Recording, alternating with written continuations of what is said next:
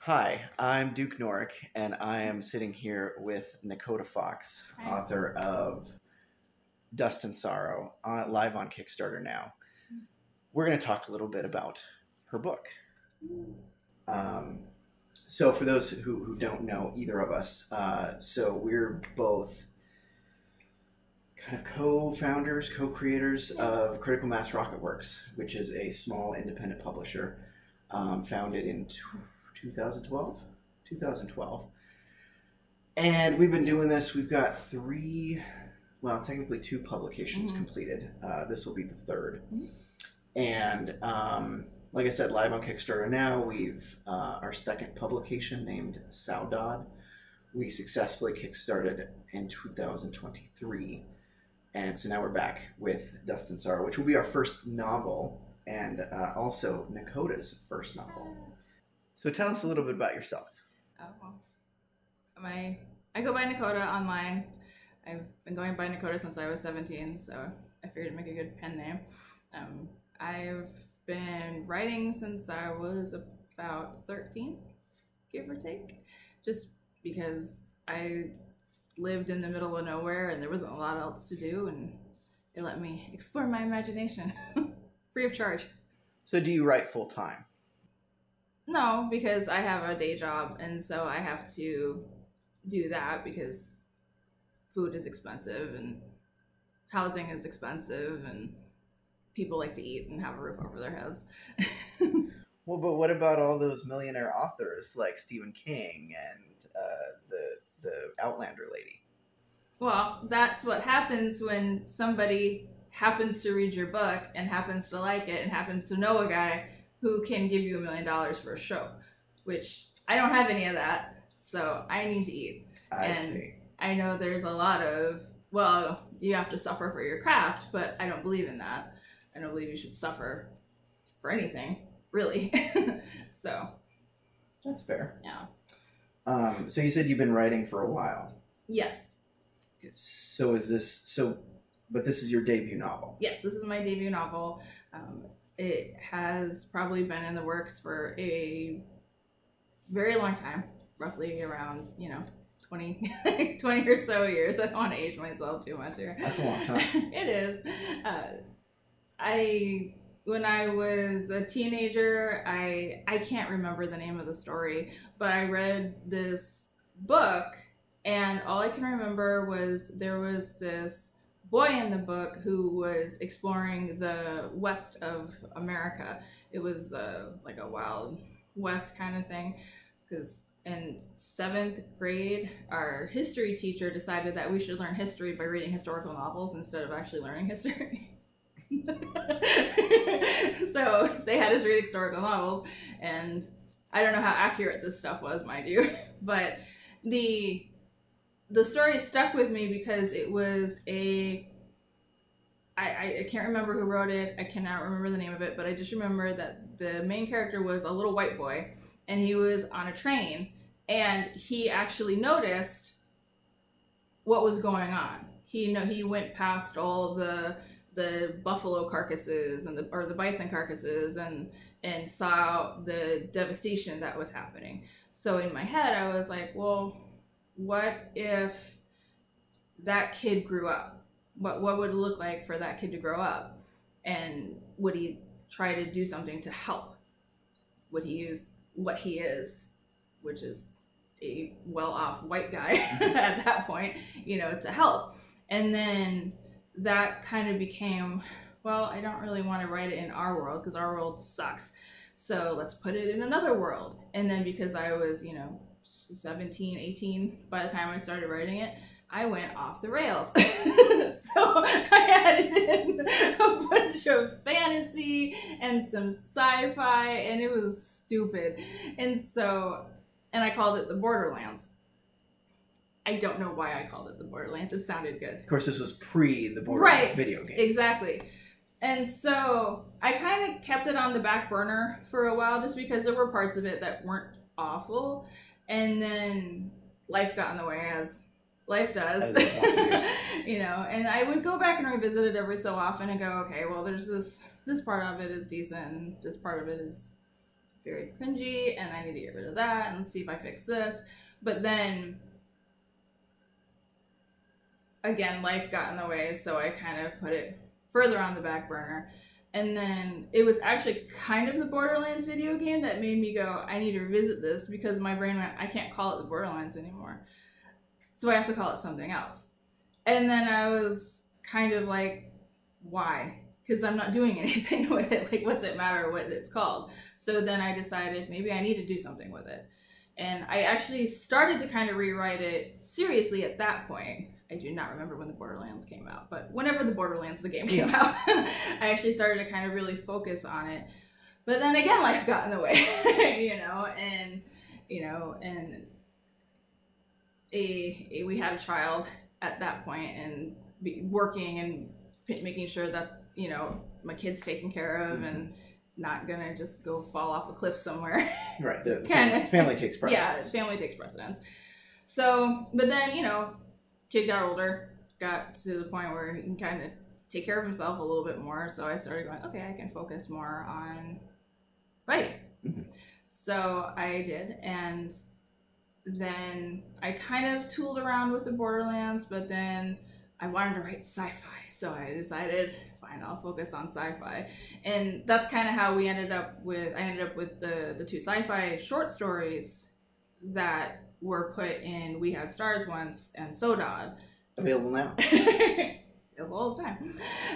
But I don't know, there was always a part of me that kind of missed fantasy worlds. But let's be real, fantasy is problematic.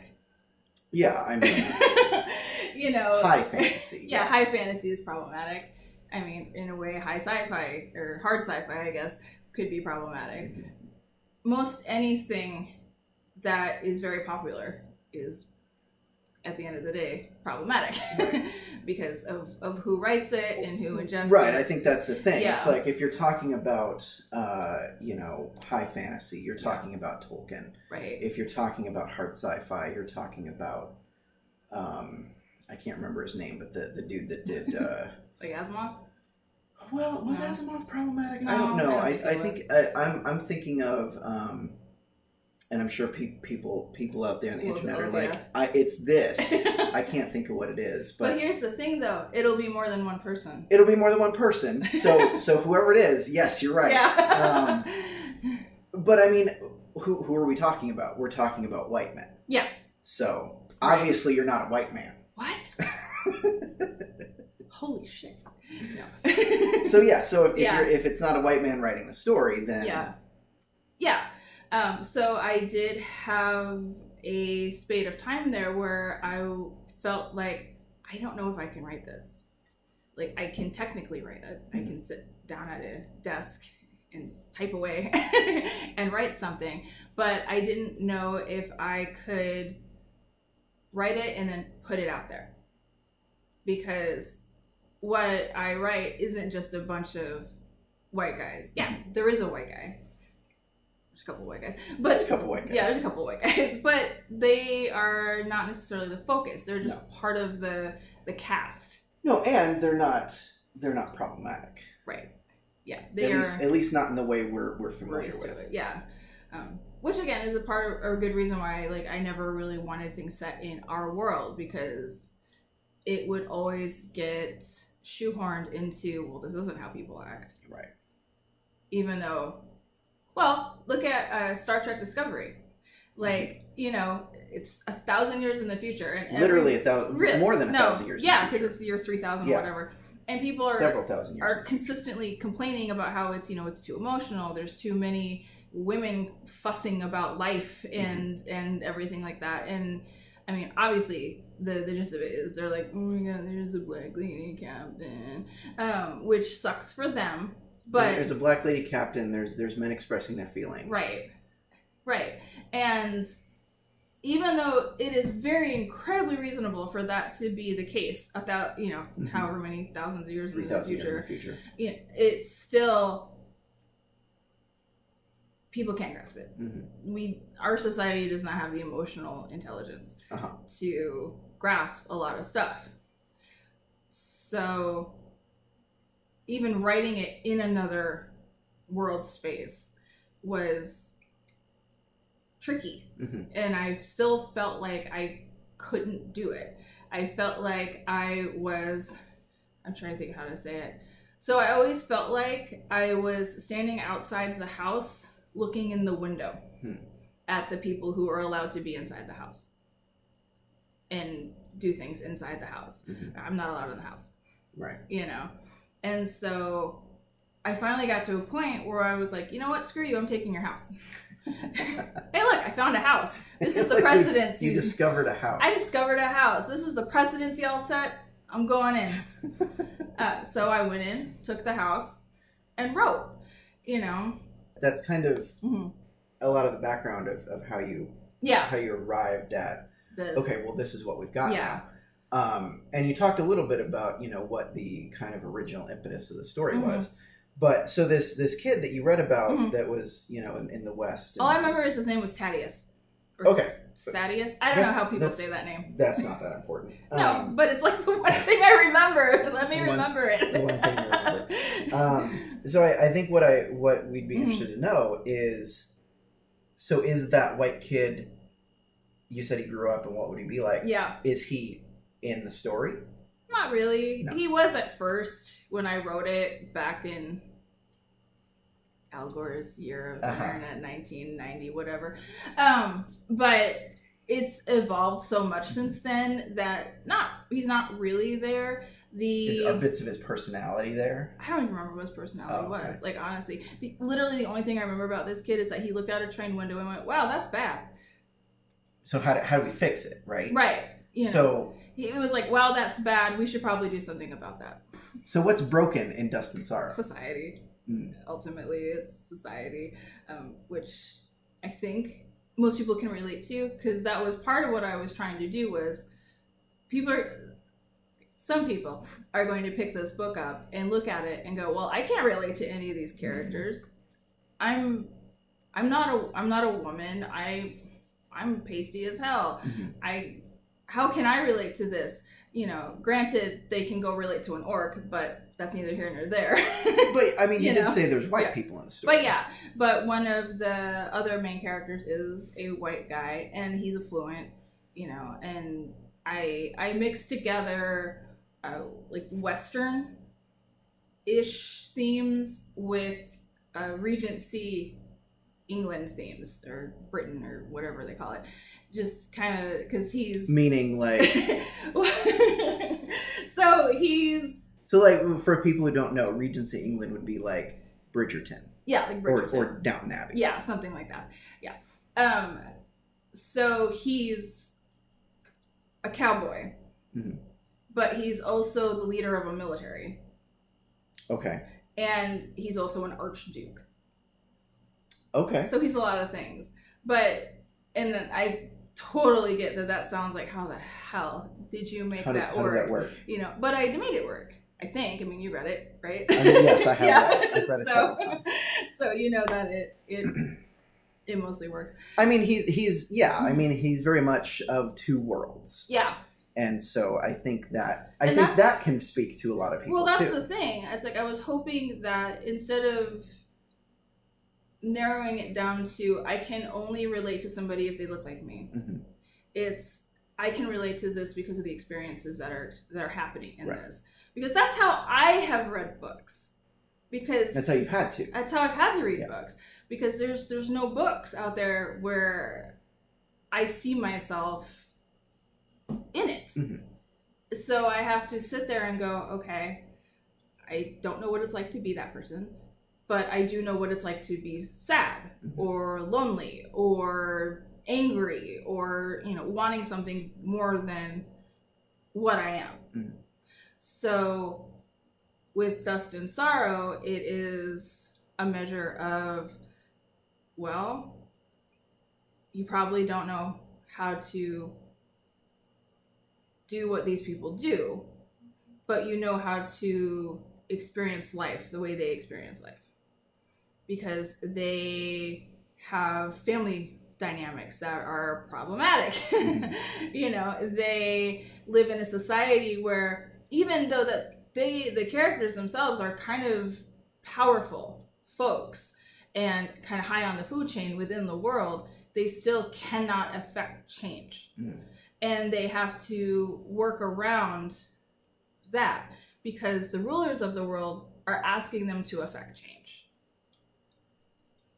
But they can't. And to kind of connect that to like our world, it's almost like, well, we have climate change happening. The world's on fire. You need to get a metal straw. And it's like, no, you need to stop putting a bunch of pollutants in the Columbia River, you know? And it keeps being that the people that rule the world and have the most money in the world are putting it on the people who really don't have an ability to change the world. Right. But I also gave the characters some power and I made them affluent because why the hell not? Yeah. You know, because there's enough sort of like quote unquote like struggle porn in there. We don't need to add poverty on top of it. Like, why not? You know. So kind of speaking of the story then. So I think we've kept it fairly general for those. I know I'm trying so hard not for those who are like, oh no, spoilers. But I think we have to talk a little bit about spoilers. I think so. Yeah. Because we can't. It's hard to talk about things in a general sense without being obtuse. Yeah, I'm not trying to be awkward exactly. I'm just trying not to just go, this is the whole story. You don't need to buy it now. Right. You know? Well, and I mean, I think there's a difference between knowing what happens and knowing, you know, having the full experience. Yeah, that's true. That's a good point. I mean, essentially what happens is there's the kingdoms, the monarchies, whatever you want to call them, they have this revenant problem. And the revenants, we don't know quite what they are. We still don't really exactly know how they come to. Well, I shouldn't say how they come to be because we know how they come to be. We don't know kind of the mechanics of how they come to be, even at the end of the story. But at the beginning of the story, there are these, you know, kind of black, inky, smoky apparitions. That kill people. And kill things and destroy things. They destroy life. Yeah, so they literally suck the life out of things, leaving just dust behind. Hey! And it makes people sad. Well, we'll get to this. We'll get to the sad part. But so these revenants, so the kingdoms have a revenant problem. And so the kind of ruling class has tasked our main characters with. Well, initially they're just the kind of peacekeepers. They're the ones quelling the attacks that pop up, right? Yeah, so the main character, Anisha, she is an arbiter, and her main purpose in life is to go around and kill revenants, because she's the only one who can successfully kill them and still live, because she is what is called an arcane in the world. So they're kind of like magic users, but every time I say, oh, they're magic, everyone's like, oh my gosh, there's cauldrons and spells and everything like that. And like, not exactly. It's more like, I don't know, I guess you could almost say they're mutants because they have an ability. They aren't just out there just casting magic missile into the darkness. You know, they have a skill that they're able to do. So there is, I didn't want to use the word soul exactly because I don't think all cultures have soul. That sounds bad. The concept of right. soul. I don't think everybody, you know, I do want as many people to feel like included as possible, because I don't want to ever write something that makes somebody go, I can't read this. So anyway, so I, instead of saying soul or spirit or religious-y thing, basically, I called it Shire. So there are arbiters, and what arbiters can do is they can pull on their Shire to create like an energy weapon, basically, that kills things that are maybe not quite of the world. Okay. So that's what Anisha does. So she does that, but she can also kill other things. She can take out anything that's alive, basically. Okay. But because arcanes are very powerful and that scares the monarchies, and the empires, there's a lot of rules around how they can act. And if they do anything remotely not okay, then it's death sentence. Okay. So they have to be very well controlled and very maintained. And that's where the Guardians come in. So the Guardians, they guard the world, but they are kind of basically the military for the monarchies and the empires. And they are immune to arcanes. So arcanes can't basically work their magic on the Guardians. Although the only thing that can happen is that the Arbiter could dust one if needed. But the Arbiter is the only one that could, because it's not blocking a magic exactly. It's sucking life out of you, and you can't really block somebody in this world from sucking life out of you. So she could, in theory, kill the Guardians, but she doesn't want to, because she's not a murderer. Well, not in that way. But so she's tasked with her and the Guardians that she's bonded with, because she's bonded with 4 Arbiter Guardians, but there's 2 that are more involved with everything in the world than the other 2 are. So those 2, she works with them to try to figure out where the hell are these revenants coming from. Right. So they're initially tasked with kind of just subsistence, dealing with this revenant problem. Yeah. But over the course of the book, they kind of they learn new things about the revenants and possibly where they come from. And so they have a theory that ends up being proven right, that the revenants are kids. Right. Or rather, what's left of kids. And it's not just any kid, it's abused kids. And so, because neglected kids. Yeah, abused and neglected. Yeah, abused and neglected kids. So there's a disease throughout most of the lands that is called the wasting, and it usually hits kids ages like 8 to 10, because that's what I decided basically. But well, and I kind of based a little bit on like real world, because I don't remember, like you don't remember a lot but before you're 8. And I feel like there's a lot of sort of emotional growth that happens between those ages of 8 to 10, and that's kind of the make it or break it time. Yeah, that's when you go, I'm going to grow, I'm going to start turning into this person. So some of these kids, because they are abused, they're neglected, instead of starting to turn into the adult maybe they're going to be, they just give up. They give up, yeah. And they waste away. But the way that it's treated in this world is almost like a regular disease is treated. And even if there is, because they haven't made that connection. Some people have, but when it's brought forth, oh, that's not it. That can't possibly be it. Let me keep abusing my kid, please. Okay. Nobody wants to admit it, because it would require a huge overhaul of society for them to knock it off. And nobody wants to deal with that. So while there are some people who know it, others just don't want to. Yeah. But the reality is that the wasting is caused by abuse. So the kids, they waste away. And then while that happens, the revenants have attached to their chire and start to eat them from the inside out, because they gave up. So, and I suppose you could say it's like an allegory for like mental illness or something like that, where like, it eats you up from the inside and all that stuff. But at the end of the day, for this, it's a little bit more in your face, realistic, like it's less of a metaphor and more, yeah. So I mean, obviously that's pretty heavy.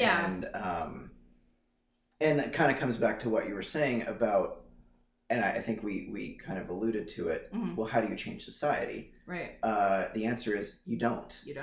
And so this book ends with the kind of revelation or after the revelation that, Mm-hmm. oh, well, now we know what revenants are. Mm-hmm. What do we do about it? The answer is we don't. Yeah. Yeah, it's not quite a happily ever Mm-hmm. after. There is a measure of a happily ever after at the end of it that I give like the main characters. Mm-hmm. But it just doesn't go further out into the whole of the world. Right, they don't save the world. Right, they don't save the world. But they themselves have not saved, but they have a positive thing Mm-hmm. happen that works out well for them. Because like we said, we're with Kickstarter's live now. Right. You can pledge for the book. Mm-hmm. It will be published, hopefully, after the Kickstarter's finished. I think at the very least, I think we're going to make it available digital. Yeah. I don't know about the paperback or the hardcover, and certainly the variant covers. There are variant covers only on the Kickstarter. Mm-hmm. But yeah, if the Kickstarter isn't successful, Mm-hmm. I don't know exactly how far we want to go. Yeah. We definitely want to get it out there. But I think the main thing that people want to know, or the people would want to know, is, well, okay, yeah, I guess that sounds cool. Mm-hmm. But what sets this book apart from all the other books? Why this one? That's a loaded question. if I have my choice to read, sci-fi, fantasy, Western, I don't know that exists outside of this book. No. At least not all at once. Yeah. Not all I mean, at there's once. some movies, I think, that encapsulate that, but... Okay.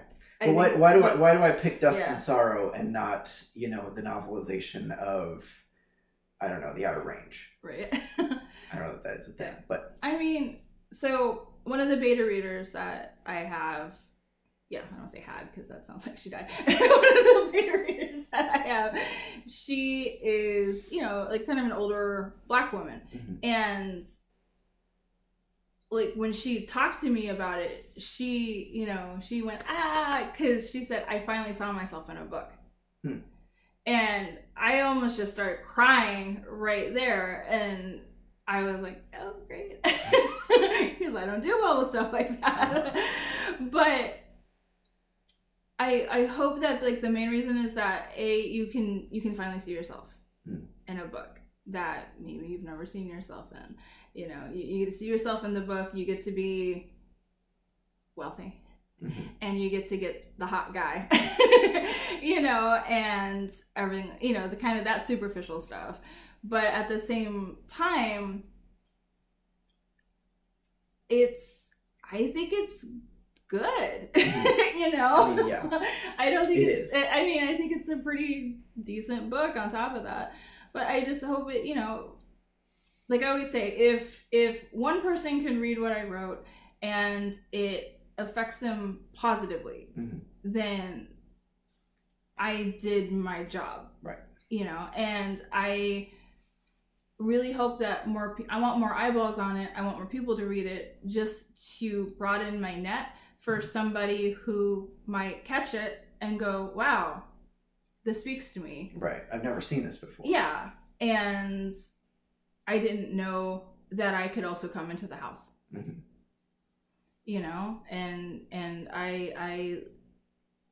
maybe it itself is fantasy, but I like the idea that there is finally a book out there where everybody can come into the house. Yeah.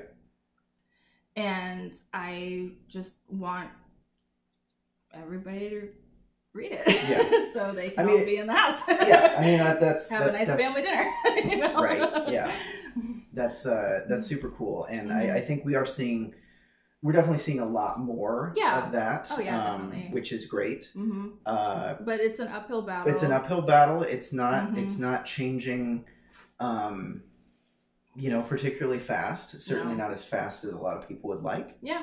But it is changing. It is. And I think, progress is progress, even if it's not, you can't go from 0 to 60 without every mile per hour in between. You have to make a step in there. Right. Yeah. So, I think it's one of those things that we got a long way to go, but we are making progress. And I will say for this book, because I have read the book several times, I've never read anything like it. Yeah. Like it's when I say that, you know, it's unique Mm-hmm. and that I've never read anything like it, I'm not being hyperbolic. Yeah. I'm not going, oh, well, this is the best thing since sliced bread. I don't know. It's just, I've literally never seen anything like it. This kind of blend of genres of, not really, and like kind of archetypal characters. Because you have, you know, you, on the one hand, you have, you know, this kind of powerful mage character. And then you've got, you know, the rough and tumble cowboy who is also a noble. Right. And then you've got this other guy who is like, oh yeah, I'm dark and mysterious. Yeah. And maybe I'm a shapeshifter too. You don't know. Yeah. And also I'm a noble. Yeah. Not just a noble, but literally the heir apparent. Right. And then you've got, you know, some other characters who are, you know, at when they're first introduced, you're like, oh, I know who this is. But then things happen, and then you're like, I had no idea who that person was. Yeah. And I mean, some of that you see in other stuff, sure. But this kind of blending of all sorts of different pieces and things and settings, I guess would be a word. This particular combination, I've never seen it before. So I think that's my explanation for why you should go read it, is because you've never read anything like it. I appreciate that. Like I said, I'm not being hyperbolic. I'm not even trying to sell the thing right now. You're not even prone to hyperbole. I'm not. If anything, you understate everything. I do understate everything. So the fact that I'm like, this is a really good book, and y'all should read it, is very high praise. And like I said, I'm not even trying to sell it right now. I mean, obviously we are trying to sell it, but I'm not trying to sell it. I'm just saying, hey, this is the way it is. And really, and I've said it a couple times on social media and stuff, that I want eyeballs on it more than I want to make money off of it. People know money. Exactly. Because I have a regular job, so I don't necessarily need the money. Right. But at the same time, production costs money. So well, and you have been spending this time on it. Right. Yeah. So it's like it is your time that's being spent, which is technically money. Yeah, and it does have value to it. You know, there is time is money. You know, and as much as like no one wants to think about that because nobody wants to admit we live in a capitalist society, that's the reality. Yeah. Is that time is money, and it's also in a way it's a form of emotional labor that I am basically neglecting my family to write this, you know, and it does require a lot of sacrifice from a lot of people around me for me to be able to do this. And it's because if you really look at, I don't want to say like old-timey writers, but just general writers, you know, it's like, oh, there's a wife somewhere that's taking up the slack. Right. And or there's a like a, for lack of a better word, a patron somewhere that's saying, you know what, why don't you come live in my house while you work on this? That's fine. I don't care. I like your company or whatever. Or, hey, I come from money. I don't have to do anything other than sit on my ass and write, you know? So there's funding coming from somewhere. Yeah, there's funding coming from somewhere. And one thing that I think is kind of funny is that in a way, a lot of those, let's be real, a lot of those men benefited from their own version of UBI. Like, that's not what it was called. Right. And that's not how it was represented. But at the end of the day, they got UBI. Yeah, they had their basic needs being met. Exactly. So they could spend all the time instead of trying to make money so they could survive. Right. They could spend that time right. Right. Yeah. You know, and so, and especially like as a woman or female, whatever, there's an expectation that you don't do that. Right. Because you need to take care of your house. You have other work you have to do. Right. You need to do all this other sort of like woman's work which has no value anyway, even though it is the most important work out there. Try hiring servants Right? to do all that stuff Right? for you. It's expensive. It's expensive because it's hard work, Yeah. you know? And so it's just, I am privileged that I'm able to sit my ass down and write. But at the same time, it is a non-monetary privilege that I have. Because I don't have UBI. I don't have somebody there just funding my lifestyle. I work, and other people in my family work just so we can eat. Right. You know, and like and all of our money goes to our household and eating and bills and making sure the lights are kept on and things like that, you know. And like my elderly parents live with us, and so there's a lot of people in this house that we need to take care of, you know. And even with that though, I still manage to write, but again, I don't get paid for that. No. And I'm not upset that I don't get paid for that, like, at all. But I do recognize that, well, yes, my time is worth money. I am worth something. But the process of getting something out there also costs money. Yeah. Because you have to pay for printing, and you have to pay for, honestly, you have to pay for advertising. You have to pay for everything. You have to pay for everything. Yeah. You know, so that's why there's a Kickstarter, you know, and to pay for all that other to stuff. pay for all that other stuff, you know. And even if, like, even the money that that is slated for just me in it is probably going to get rolled back into another book. Right. Like, let's be real. Because there's not just one. Right. You have plans for at least 2 more. Yeah. So and I'm gonna write it no matter what, because it's in my head. Yeah. And I kind of want to just get it out. Plus, I want to know what happens. Plus, yeah, you know, there is more happening. Yeah. Like you said, there's not quite a resolution at the end of this one for sort of like the big bad. Right. And it's part of that is because I do plan on fleshing that taking out. the story further. Yeah. But at the same time, I think that it is more or less its own contained book. Yeah. Oh, yeah. There's a beginning, a middle, and an end to this Yeah. story. So, and if you ignore the epilogue, then you're done. Right. You know, but don't ignore the epilogue. But yeah, I don't know. I really appreciate it if people read it. Yeah, I mean, you know? it's a good book. It is good. It is a good read. I don't regret reading it several times. And yeah, like we've been saying, this Kickstarter isn't about making money.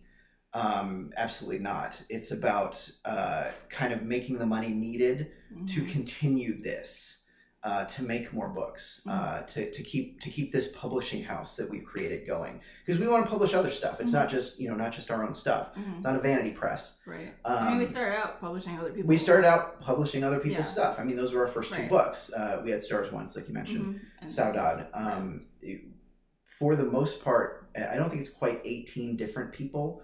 Actually, no, it's more than that, because there were like 20 stories and we had Stars Once.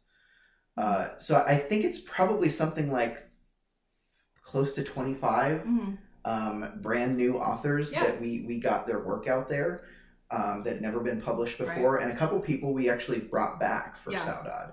So that's why it's not quite 30 or 35 or whatever it would be, however many stories were in there. But we published a bunch of first time authors. And got their stuff out there. Like I said, Saudade was a Kickstarter that we ran that was successful, and that book is out there because of that Kickstarter. And now this one, Dust and Sorrow, not a collection of stories, but an actual factual novel. It's like this thick in paperback. So it would be great if y'all checked out the Kickstarter. I'll put the link in here somewhere through the magic of editing. So you can check it out. Check out the prologue. The prologue is out there for free. Little taste of the book itself. You can see if I'm crap at writing or not. Exactly. Yeah. And I think what you'll see is that that's not the case. So check out the Kickstarter. Back us if you can. If you can't, that's okay. Sharing is free and encouraged. Feel free to share with anyone you think may be interested. That would be fantastic. I want to thank Nikoda Fox for sitting down with me. I want to thank all of you for watching us talk about Dust and Sorrow. I hope this gave you some insight into who Nikoda Fox is, who we are as Critical Mass Rocket Works Publishing, and why you should check out Dust and Sorrow. Kickstarter is live now. Check it out. Like I said, if you're interested in those other books, we had Stars Once or Saudade. They are available on our website. I'll put a link somewhere in here to that as well. Magical link, magics of links. So you can check those out. And yeah, thank you again for watching. Thank you for talking to us. And until next time.